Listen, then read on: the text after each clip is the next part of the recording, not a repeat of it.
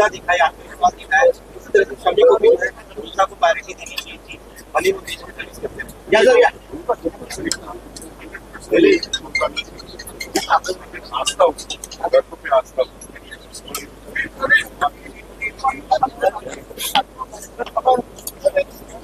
आगे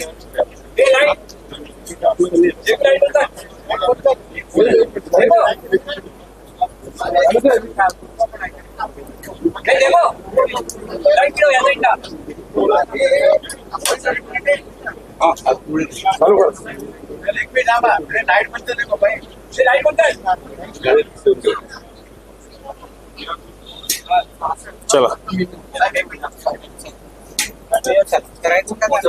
हो करत आहे. आज विधान परिषदेमध्ये उपसभापती नीलम गोरे यांच्या विरोधात अविश्वास ठरावाची एक प्रत आता देण्यात आलेली आहे. मुळात 1 वर्ष या गोष्टीला झालेलं नाही असं असताना एकदा वास्तविक होतं. नीलमताई गोरे ज्या उपसभापती आहे त्यांच्यावर महाविकास आघाडीनं अविश्वास व्यक्त केलेला आहे. सभापतींना तसं आम्ही आमच्या माध्यमातून अविश्वासचा प्रस्ताव दाखल केलेला आहे. पुढचा निर्णय सभापती घेतील, परंतु नीलमताईवर अविश्वास आम्ही व्यक्त केलेला आहे सत्य आहे. राज्यामध्ये विभिन्न घटना घडतायत. एकत्रित घटना असो किंवा जालना प्रकरण असो, कायदा सुव्यवस्थेचे दिनवडे निमित्ताला पाहायला मिळतात. कायदा सुव्यवस्थेचे दिंडोडे काढत असताना राज्याच्या एका मंत्रीवर एका भगिनीनं कशा पद्धतीनं आरोप केले हे आपल्या समोर आहे.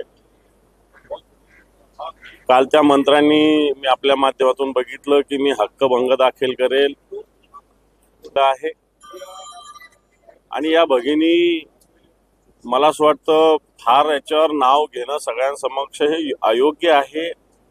पण अशा एखाद्या महिलेविषयी एखाद्या मंत्र्यांनी वागणं, जर कायद्याचे रक्षकच भक्षक होत असतील तर कायद्याचं रक्षण कोणी करायचं हा प्रश्न निर्माण झालेला आहे राज्यामध्ये.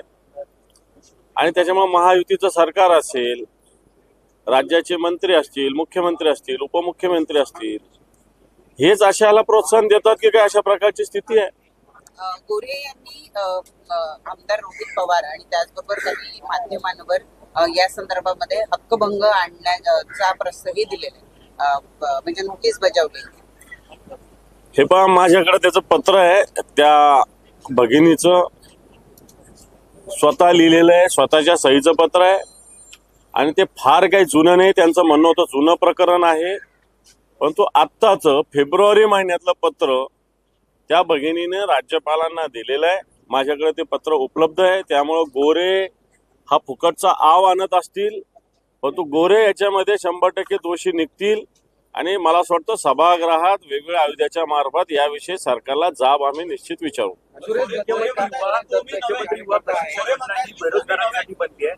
मुख्यमंत्री युवा प्रशिक्षण योजना ही बेरोजगारांसाठी आहे. मात्र यामध्ये नाशिकमधील एका संस्थेच्या कर्मचाऱ्यांना त्याचा फायदा झाल्याचं समजतं.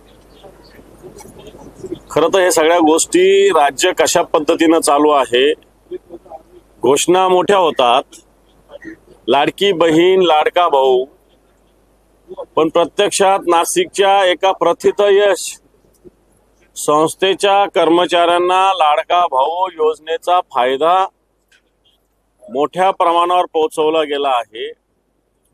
संबंधित अधिकारी कोण आहे, कोणी अशा पद्धतीनं हा फायदा पोहोचवला, सगळ्यात आधी त्या खात्यावर, त्या खात्याच्या मंत्र्यावर, त्या खात्याच्या सचिवावर कारवाई झाली पाहिजे.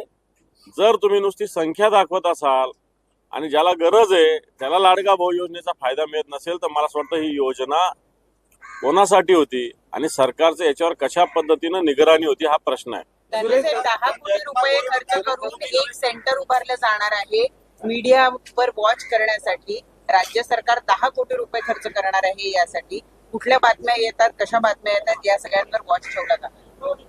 मला वाटतं हा वॉच ठेवणं आहे की मीडियावर नियंत्रण आणण्यासाठी राजकीय दबाव, सरकारचा दबाव आहे.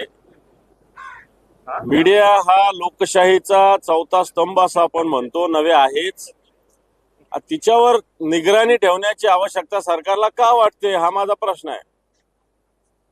सुरेश जाधव एक कार्यकर्ता आहे, कारवाई व्हावी बस, बाकी काय.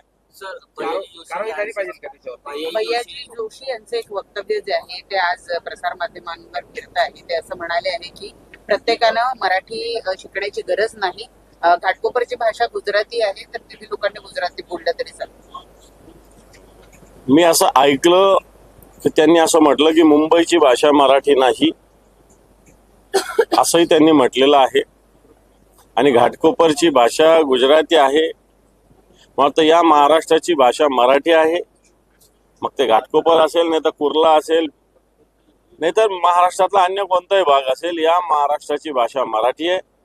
त्या मराठीचा आग्रह आमचा सगळ्यांचा आहे आणि अशा विचारसरणीला मला वाटतं कोणी छेद देत असेल तर मला वाटतं ही विचारसरणी आताच्या सरकारला हा जो विचार व्यक्त केलेला आहे तो मान्य आहे का, हा सवाल आम्ही सरकारला विचारू.